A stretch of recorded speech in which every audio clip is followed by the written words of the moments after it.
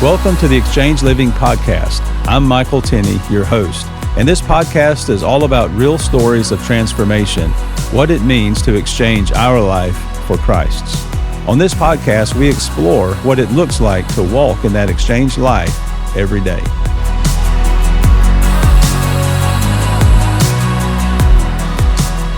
I was just going to say, I really have been missing you. Yeah. You know, you've always been my cheerleader on the background. You know, every time I feel like I'm being not down, but I just don't feel like it's going, what? Here you come. That's a funny way to describe it. It reminds me of that scene in Finding Nemo when they're going through the EAC and the kids are jumping down the turtle shell. One of them goes out on its own. And then the fish is like, whoa, we got to do something.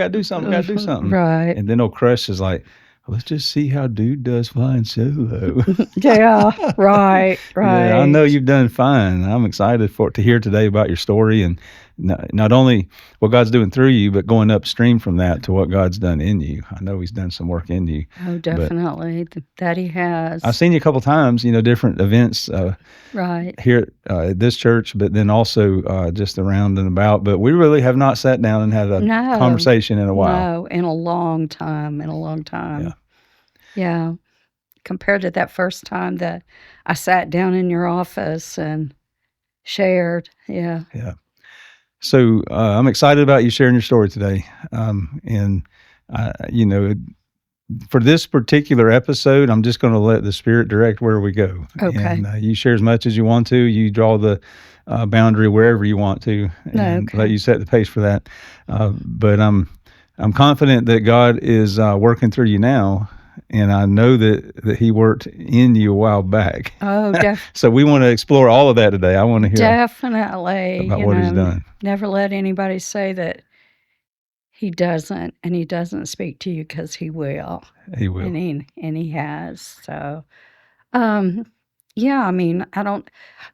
see. I was saved back in 1980. I was in my 20s and a young mother. I think it was one of those things where when you're first saved, at that time I wasn't surrendered totally. I was in a abusive first marriage, and I thought that things would change, and it didn't. And I think when he left me for another woman, I got angry with God. I mean, I can say it now. At the time, it was like, oh, no, don't get angry with God. He can't, but He can handle it, And so I was angry with Him for a very long time, and I walked away. And I always think back of the parable of the sowing of the seeds, and I always think about that at one time was me, and so I always talk to other women about that, when that seed falls, just make sure it's on good ground and everything. Yeah. Your comment about anger is worth revisiting. It sounded like what you were saying is there's a time in your life where you would never have shown God your anger. Right. He's holy. He can't handle my anger. Well, I will never But now you believe different, right? Oh, let me tell you, that when we went through that study, Living Jesus, and you asked us to draw a picture, which I'm not an artist, but in my mind, I knew exactly how I pictured God was the Lincoln Memorial, on this concrete slab, with this gavel in his hand and everything, and drawing out punishments, Ooh, I made him mad, that kind of thing. So, even though I was angry with him, I walked away. I walked away from years that I really wished I hadn't have, but He forgave me, brought me back. So like the prodigal this concept of God, I interrupt you just for a minute. You had anger towards God, but you dare not tell Him that because your concept of what He was like was so rigid and so harsh that you didn't know how He would respond to your anger towards Him. Well, and being a new Christian, and in the church that we went to, it was like just one of these real small Baptist churches where, fire and brimstone and everything. And once my husband left me and divorced me, it was like the church shunned me. They didn't know what to do with me. So um, it was very frustrating. So I had nobody. I mean, no friends. The only people I had was just my immediate family and then raising kids. So it was very, very hard for me to, and I did not want a divorce. My mother was from a divorce, and I didn't want to be like that, but I didn't have any choice in the matter. So, Wow. So you're in your mid-20s at this point? no, but I guess I'm jumping ahead. Okay, so this is a little bit later. Right. So you have been abandoned, left by a husband. Right. And you're angry at God that it happened. Why'd you let this happen? But you Right. won't go to him because you're afraid of what he might And do. I'm not going to ask him, why did this happen? Why, because I always feel like I deserved it.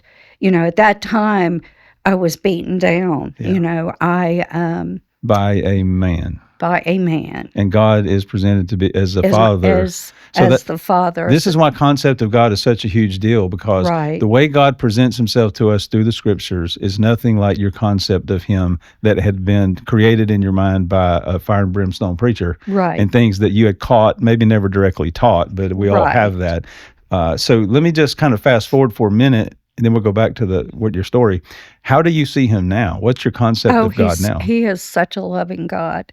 He is full of grace and mercy, and every time I mess up, I know that he's already there with his open arms.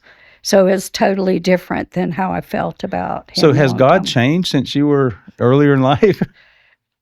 God's not changed. I have. Your comprehension, your of concept, your experience with God has revealed him to you in a new way. Right. And which one is right, the original or this one? This one. Yeah, this one, because this is one the scriptures support. Right, exactly. And two, I didn't realize how much I was living by the law. Yeah. And I knew I couldn't. I was going around. It was almost like in a hamster wheel. I felt like I was just working as hard as I could, and it wasn't getting anywhere. Yeah.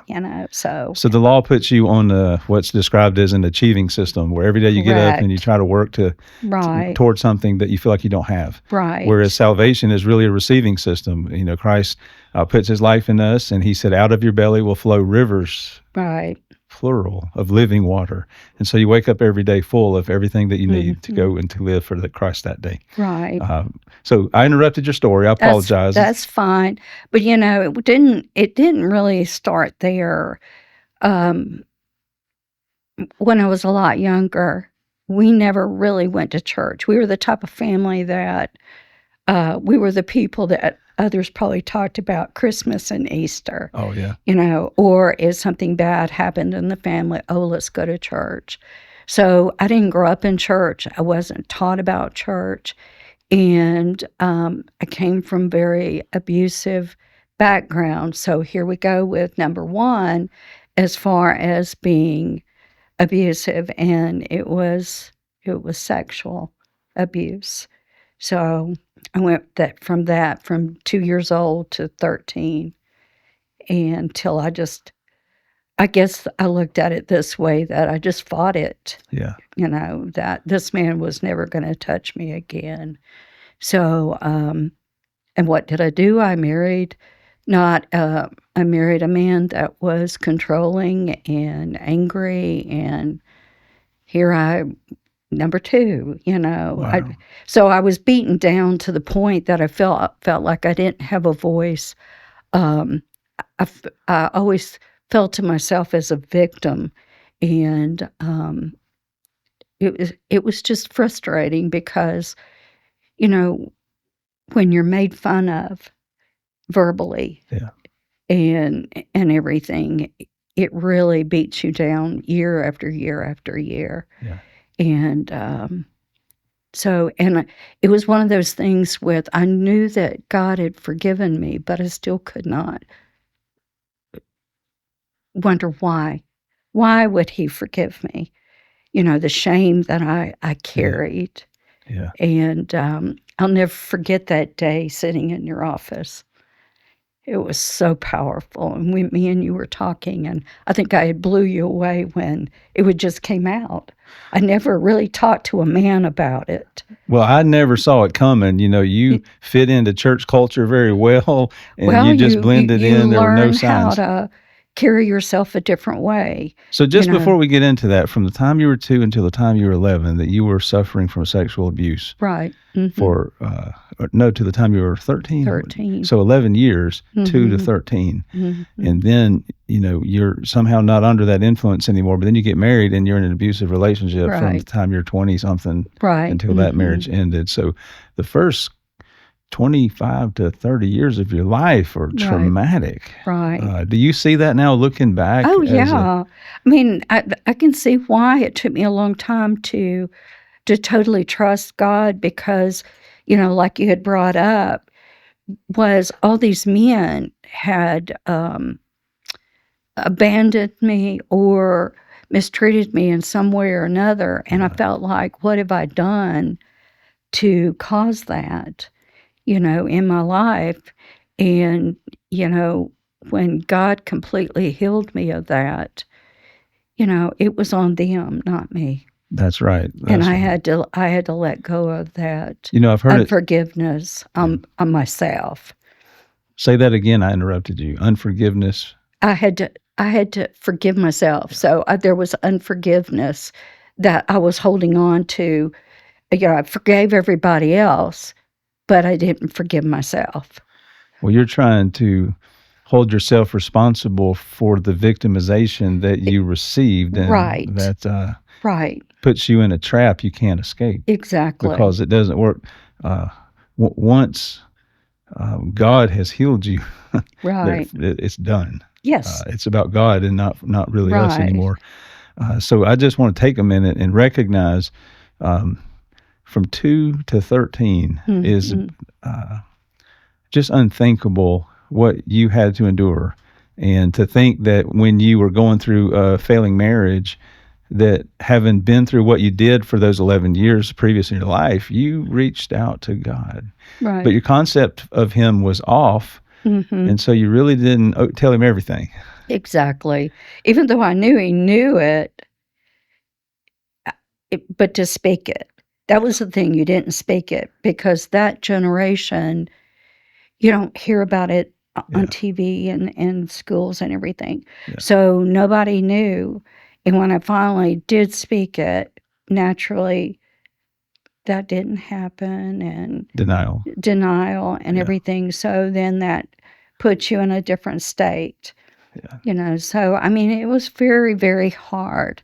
And then when I did tell my husband, my first husband, he was not really sympathetic about it. Wow. And I didn't see it at the time because I was young, naive, and just beaten down. I mean, I just wanted to be loved and, taken care of. But Sure. not having that Christian background, I was trying to find my needs and my wants from him and not from above. So as you're going through all of this, you really didn't have any church background at all? No, none at all. Not until, like I said, when I married. Yeah. And we started going to church, and it was just for several years. But like I said, once he left, then I left the church, and I was angry. So, and after you leave and you don't try to find somewhere else to go, and you don't feel like you fit in anywhere, there was that little voice in my head, Satan speaking, the lies and everything. Yeah. So there's a lot of pain in your past. there is. Devastating pain. There is, yes. I don't want to dwell too long on this, but I think it's helpful for others who might be in a situation like that now or have been through that in their own life. But can you just share some words that describe what it was like to be you during those hard times? What were you feeling inside? One thing I used to tell everybody, and I can understand when you hear of other people, it's almost like it's an out of body experience. Yeah. So you take yourself to somewhere else so that you're not actually there. You're somewhere, but you're not there. So there's some kind of escape mechanism that takes place. Exactly. And you just try to keep yourself there. And Well, I was thinking more in terms of probably joy wasn't a part of your life during that time. No. It was very sad because I had two younger brothers, and there was a lot of times where I had to take care of them, and it just seemed like I had to grow up really fast. Okay, so you were deprived of a really good childhood. Correct. A What I typical could feel. childhood. You're right. I mean, there were parts of my childhood that were good, but for the most part, I just remember having to grow up really fast. Okay, that's a good summary of it. Right. I'm so sorry that you had to endure all of that and then carry that into adulthood and then Correct. into a relationship Right. where, sin always leaves a mark on our soul. It always harms us in one way or another and leaves a mark. But the type of sin that you were subject to have to endure can really damage your ability to love, Right. both expressing love and receiving love. And sin can really hurt us. So you certainly can understand the relationship that you ended up in was not a healthy place, not a safe place for you. Right. Maybe for a minute, but didn't last. Right. And then, by the time that you ended up alone with children, you had probably felt like you'd been failed by a lot of people in your life. Exactly. So that's a heavy, heavy story, and I'm thankful that you have the courage to share your story, because there's others that are out there who are currently in abusive situations and they don't know how to escape or to get out. As you look back on your own story, what advice would you have given to your younger self if you could talk to your younger self? Seek help and not feel inferior to it, but to speak truth, and know that there is a loving God. You're not going to find it on earth. You're going to find it above, and you are worthy, and you're not a victim. That's one thing I can say. I am no longer a victim. Wow, that is a bold statement. Well, I mean, when I went to that last ladies' retreat, there was a lot of things talked about as far as our past and everything. And we had a breakout session, and this was around 2017. And, you always think, I'm done with it. It's been so many years ago. That person's gone. I've forgiven him. But they told us to go and find a solitude place and really pray. Well, mine was beside a lake. Well, I started praying, and God started dealing, and he started speaking. And if anybody has never heard God's voice, it never changes, doesn't get loud. It was so soft. And he just kept repeating the same thing, that he told me that he had a story for me to tell, and that I was going to tell that story. And I kept saying, I don't want to. I don't want people to know. And he goes, no, you've got a story to tell.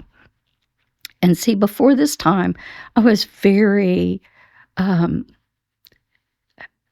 what's the word? This is where I always have a hard time explaining myself, but I was very insecure in myself. Yeah. So I was very soft-spoken. People took me wrong, thought that I was angry or mad inside. But what it was is I was afraid to be me. And so I wouldn't really speak up. Yeah. And so after that, now I just feel like, You're not holding back anymore, are you? I am not holding back. Wow. And since then, God has put so many women in my path that have been in the same situation. Just guess, without naming names, about how many women have you talked to and shared your story with and found out they had maybe a similar story? Well, for sure, three or four people. I've dealt with others, at least 10, where I've taken them through the book. But there were three or four that were definitely had similar backgrounds. There's a lot of broken people out there who blend right in our churches, and we don't even know the weight and that they was carry. the thing. God started burdening my heart about women. And I think it came from when me and Bill did divorce care. And I could relate to him because I'd been there. And my heart just hurt. And I kept saying, God, what can I do? What can I do? And he just really burdened my heart for the women. And that's when I decided to go on and do that year study that was on counseling and all. So as I listen to your story, you have incredible pain from abuse in your past and a failed relationship that was abusive to you. And somehow through that, you were saved. You met God.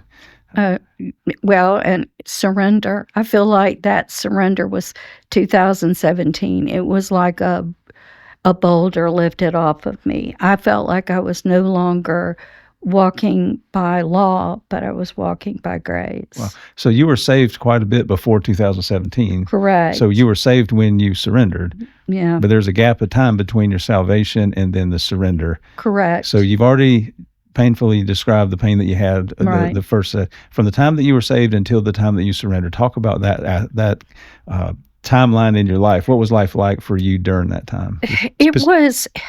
I felt like it goes back to how I felt like I was living by the law and I didn't realize it. Yeah.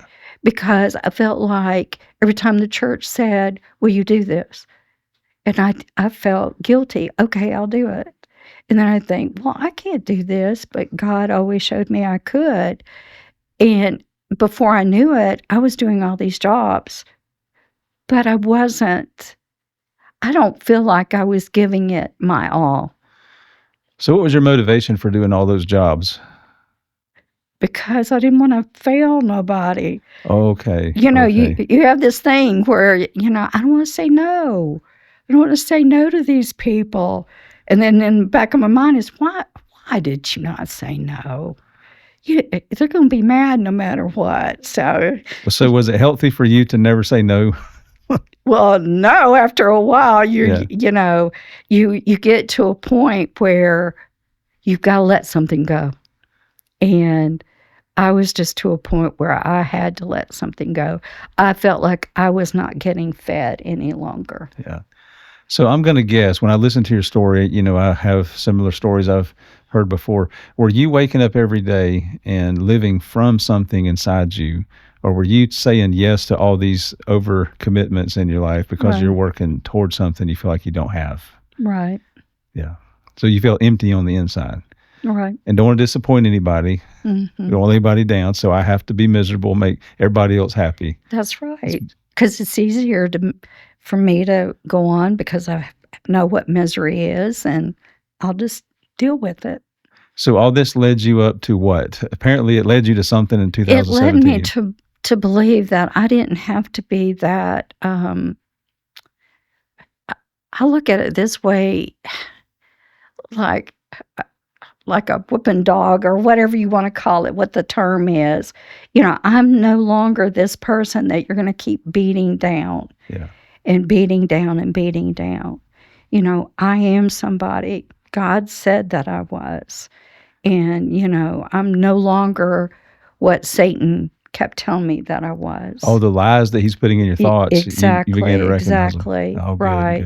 Because I'll never forget that when we talked in your office and, you said, have you ever talked to God about it? And I said, yeah, I did.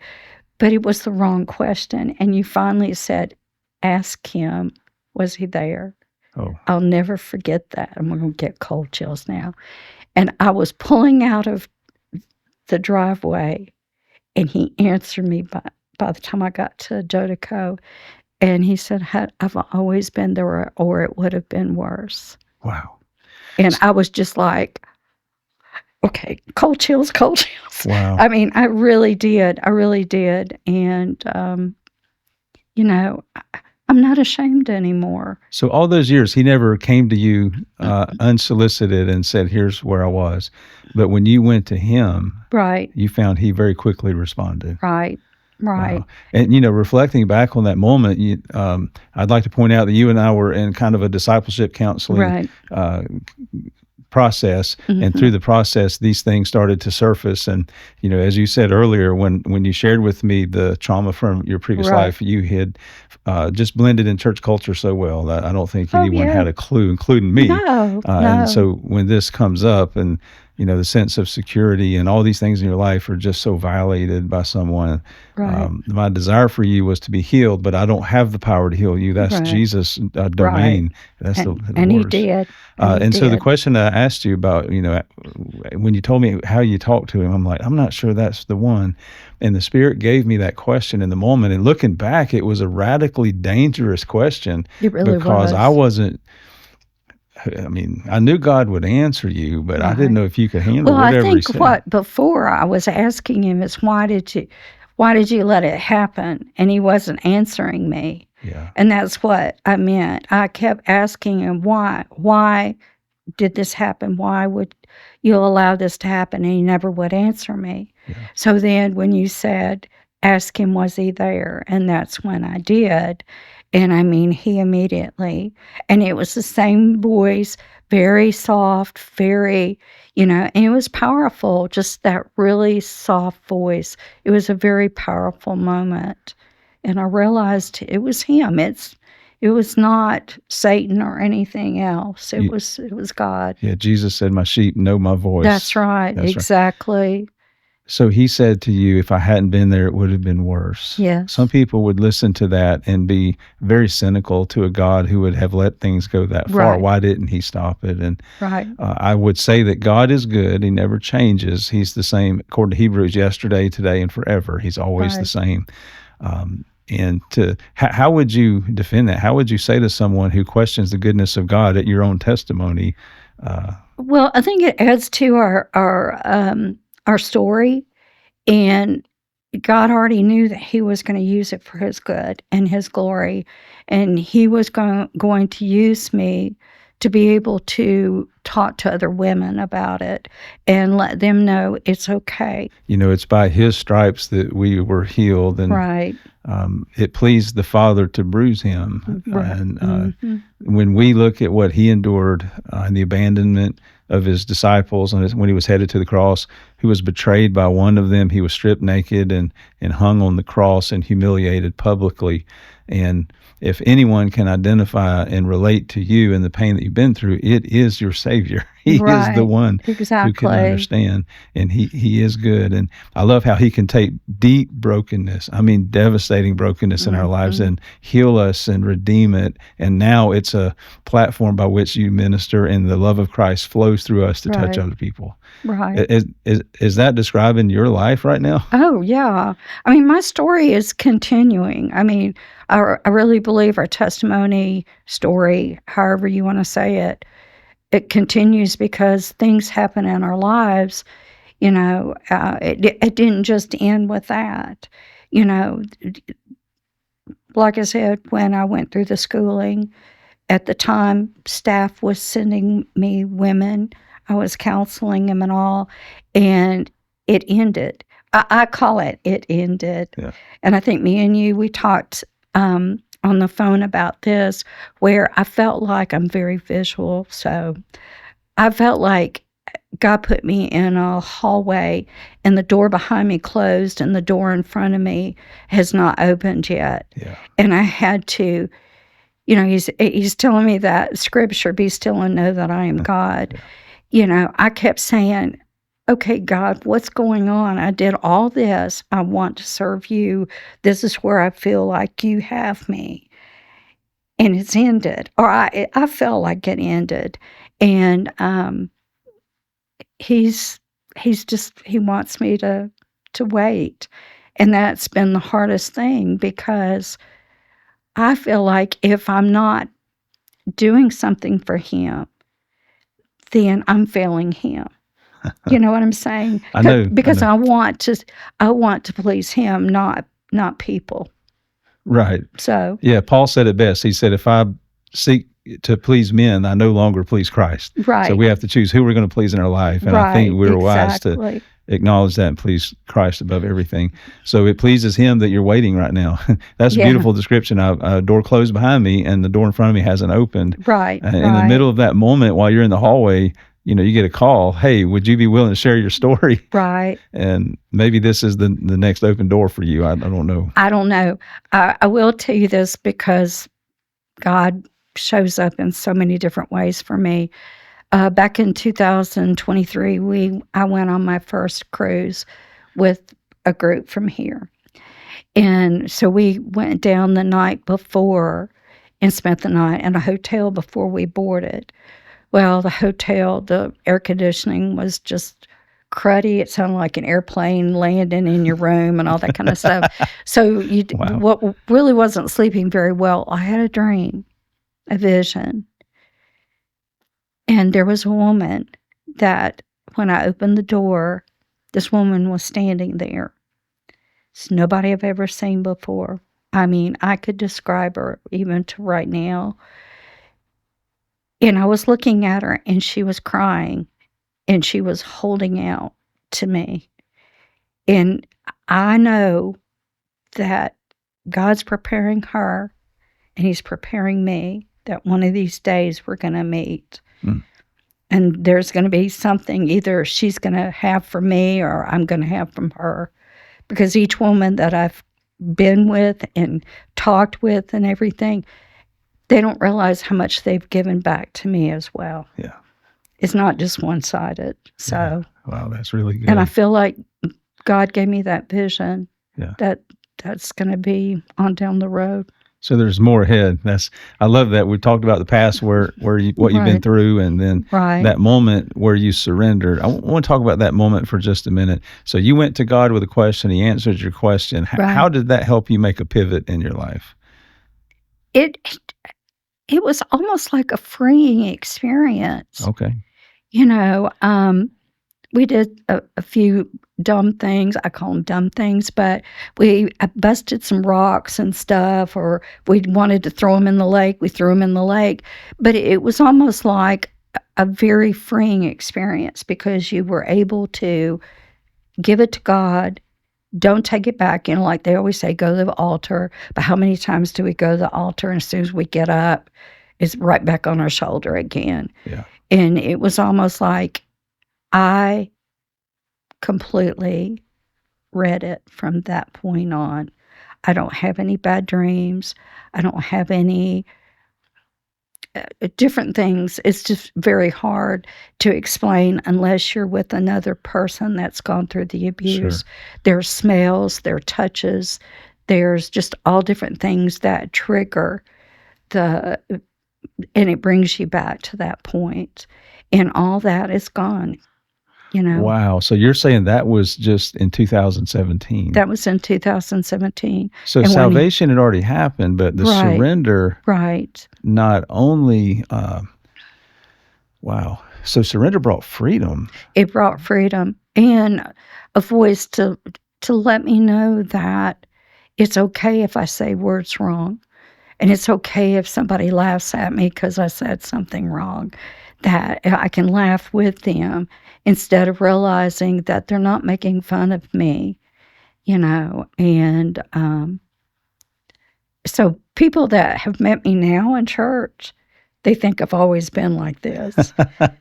And I'm like, no, I haven't. Wow. So that is a powerful testimony. So just in a moment of surrender, the downstream fruit from that was enough freedom for you to be yourself. Yes. For you to not be scared of failure. Right. Not be fearful of people ribbing you about this or that. In a friendly way even, but it hurts when you are. Well, and two, I think age, it comes with age. My mother always said, when you get older, you get mouthier. But, I try not to be mouthy, but Sometimes things slip out that they shouldn't, but Yeah, I hear as people age up, they lose their filter. I asked one of them one time, I'm right, like, hey, you lost your filter. They're like, what filter? right, yeah. Did Yeah, I ever have I one? think that's Yeah. a thing, but I don't want to Mhm. disrespect the Lord. I think the Lord set you free from, there were things, flesh patterns, they would call them in your life that Yes. you used to protect yourself that Right, caused you to not be engaged in community, right, to not put yourself out there. right. And I've heard it said this way. I love this expression that God gave you the ability to turn up the volume on you. Yes. And And kick that little guy off your shoulder. yes, Remember the battery, yeah, pow. Yeah, just flick it right off of there. that's right. Uh, So you've come a long way in your life. It's just beautiful to see, with everything that's behind you and how you were managing and coping and trying to Right. just trudge through life. And he set you free. Yes. But you tend to think that surrender will bring me from freedom into bondage. But Right. your story illustrates the opposite, that Right. it delivered you from bondage to true freedom. Right. And here you are telling your story with me today. Right. Oh, I know.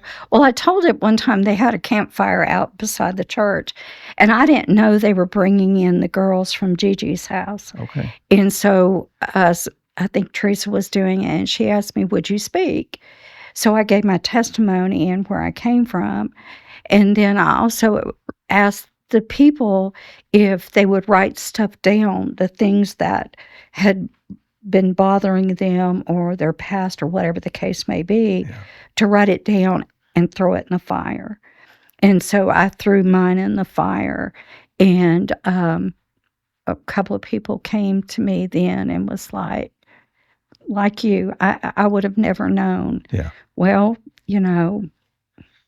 How thoroughly are you healed from all that? How well, spiritually, emotionally healthy are you?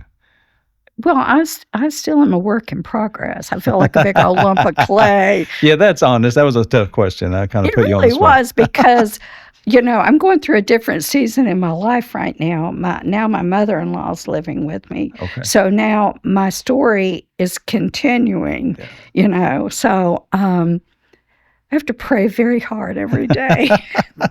So you're free, but you still need him every day. Yes, I do. Good Yes, I testimony. do. So a couple of things we need to backtrack on. Okay, Number one so is Bill is your husband that, yes, we've been married going on 29 years. okay. Bill came along and he was nothing like at all what I had, and bless his heart, he had to work through that. Yeah. And so when I sat down and told him, it was a different person compared to what my first was. Yeah. So, yes. So 29 years, and has been great. Ups and downs, but Yeah. we're still going. So he had church hurt, severe church hurt that had him out of church. He did, yeah. This is going to be funny. Okay, when I was going to the church that I felt like hurt me, he was at that church. He was married at one time, and there were not that many young people, so he was part of the young people. And so when we left the church, right after that, probably 5 years after that, his wife had an affair with a pastor. And so he didn't let the church know that it was her, and so that she could stay and everything. So they asked him to leave, and he was a deacon. Wow. So it hurt him deeply because he grew up in that church, being a deacon. There were so many times, because it was so small, that they would not bring in enough money. So him and his wife would pay for things and stuff. So we did not see each other for 12 years. And we had a mutual friend that kept telling us that we had both have similar, when I say similar backgrounds, we'd been cheated on and hurt very deeply by the church. And she just kept on and on until we finally just said, okay, we'll we'll meet. That's a persistent friend, isn't it? Trying It to get you two is. connected. Yes, yes. So from then on, we were together. So you were together and you were visiting a church or coming by yourself, and then I over did, time, because when I finally said, I felt like I was having a nervous breakdown, and I felt like, here I go visual, like the prodigal son, and I felt like this rope was attached to me, and it had gotten as taut as it could, and God was saying, "This is it. You got to come back." So I started visiting all the churches around here. And when I came to this church, you were the one that seated me. It was the 10-year anniversary. Oh, in the tent. And the tent. Oh, I remember that. So wow. I came about 8 years before he would come. Yeah, I remember there was a group here that just took him on as a project, invited him to all their get-togethers, and he started making connections, and they finally got him. Yes. And the beautiful part of that story is, I'll let you finish telling the story about his involvement once he came. Oh my gosh. I was like, whoa. He immediately went to the summit and started working over there. And he goes, well, why don't you come help me? And I'm like, oh no, those kids are scary. Yeah, so Summit is the student ministry of the church, right? Right. Yeah. And those kids can talk back to you. They're in your face, I'm like, nope. So I stayed with the smaller kids, and he stayed. And then this is what was so funny, is when you wanted to start grief share and divorce care. Yes.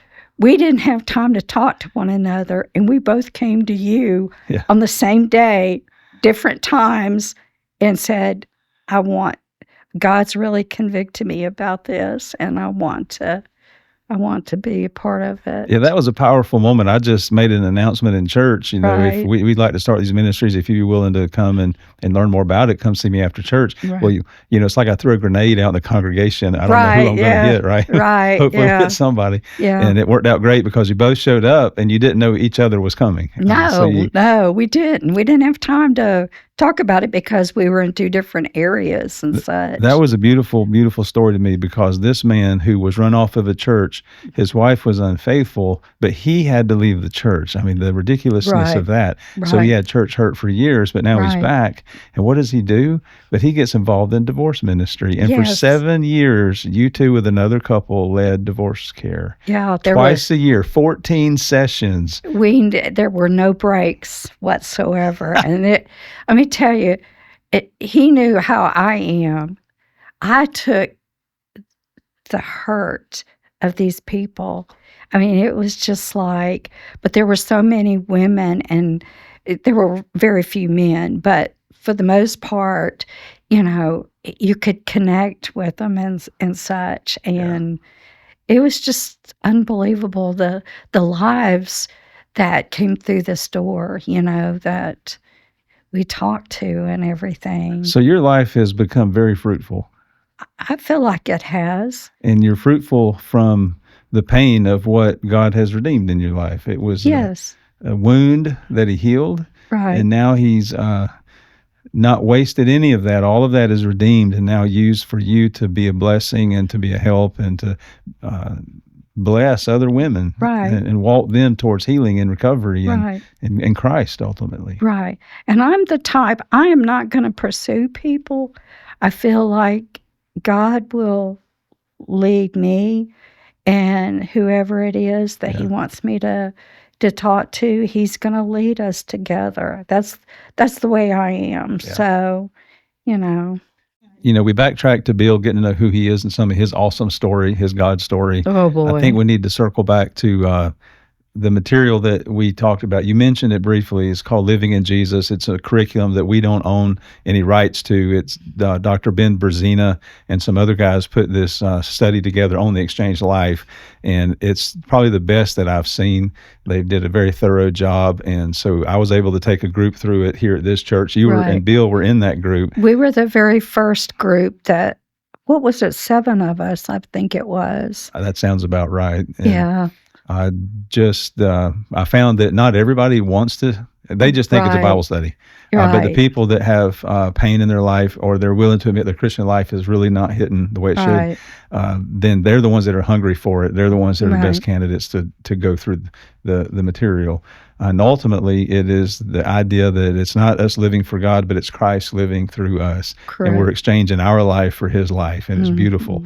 And your story is powerful because it illustrates the depth to which you've been healed, that you're talking about life trauma, devastation from your life, that you've not just stuffed it and gotten over it, but God's healed it. And now you talk about it without emotion or without tears. And I admire the work of God in your life. And I thank God for the work of God through your life. And I hope this conversation makes it before ladies today that need to hear your story. Oh, yes. So what advice would you give to someone who maybe has been through a similar experience in life, but they've kept it stuffed down deep and never really talked about it? What would you advise for them to do? Talk about it. One thing I have learned is we used to say, lean into the hurt. A lot of times my thing was I wanted to stuff it. I wanted to, if I don't talk about it, it didn't happen. And that's not what we need to do. We need to lean into the hurt. We need to talk about the hurt. Nobody says you have to tell everything that happened to you. You can sum it up in one thing and let that be it. But to know that there are people out there that can and walk alongside of you, because that's what you need. God's going to be the ultimate healer, but there's people out there that can walk along with you during that whole process. So you're saying for them, don't hold it in, don't ignore it, don't just run from it, but lean into it, talk to someone who you can trust to share your story with and get help. And know that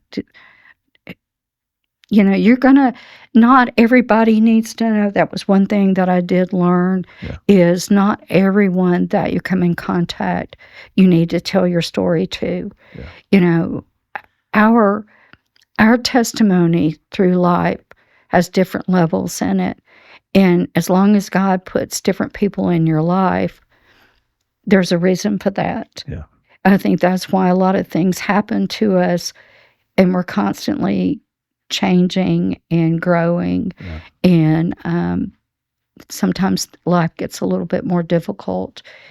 Just like with us, we raised a grandchild, we've raised 2 grandchildren, now we have our his mother with us, so it's just been evolving.